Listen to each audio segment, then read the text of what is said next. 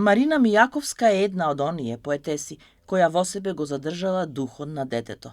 Освен научните трудови посветени на литературата и книгите поезија за возрастни, Мијаковска го продолжува поетското искуство од 2017-та, кога излезе незината прва книга за деца, новогодишни детски песни, овој пат со сликовница насловена Кошница со калинки.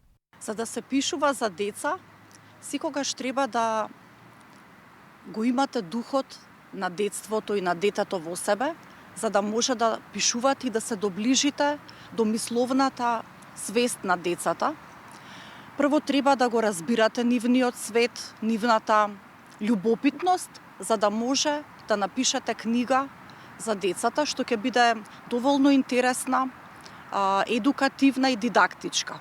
Низ сликовницата најмладите читатели можат да ја дознаат воодушевеноста на Мијаковска од калинката, од дрвото, цветот, плодот, мирисот, вкусот и бојата. После подолга пауза, минатата година ја пронајдов мојата тема за оваа прекрасна сликовница Кошница со калинки.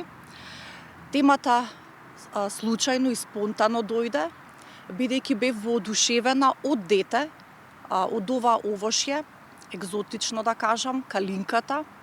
И исто така одлучив да се посветам на тоа да напишам една ваква сликовница и книга за деца. Тоа што ме примами на прв поглед беше што оваа книга е прва таква книга за деца од автор што пишува за деца, посветена за најмладите и за калинката. Ова е прва ваква книга во македонската книжевност за деца. Тоа беше нешто што ми беше предизвик да го направам, инаку калинката сама по себе е интересна. Оваа книга е едукативна и не води низ секојдневната случка на девојчето Калина и незината баба Сузана, кои во овоштарникот ги наблюдуваат овошните дрвја. И интересно е тоа што Калина го добила незиното име по овошјето Калинка и таа постојано седи до ова дрвце и го наблюдува. Затоа што децата вешто наблюдуваат и така ја учат природата. Интересно е што во оваа книга дидактичката порака е дека целта на добриот човек и на доброто дете е да подарува.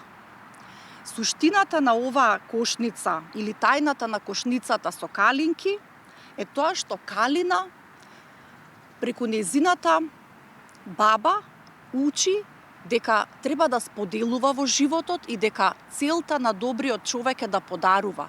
Колку е всушност важно на текстот да се подкрепи убава илустрација? Мојот текст беше облагороден со прекрасни, богати, импресивни илустрации направени од илустраторот Игор Јовчевски. Секоја строфа од приказната е навистина богато илустрирана и мислам дека илустрациите го следат паралелно текстот и тоа помага децата од најмалата возраст да го учат полесно и текстот. Оваа книга е за децата од предучилишна, но и за училишна возраст. Сликовницата Кошница со калинки е во издание на Едука Мак, а Мијаковска ја посветила на својата внука Калина.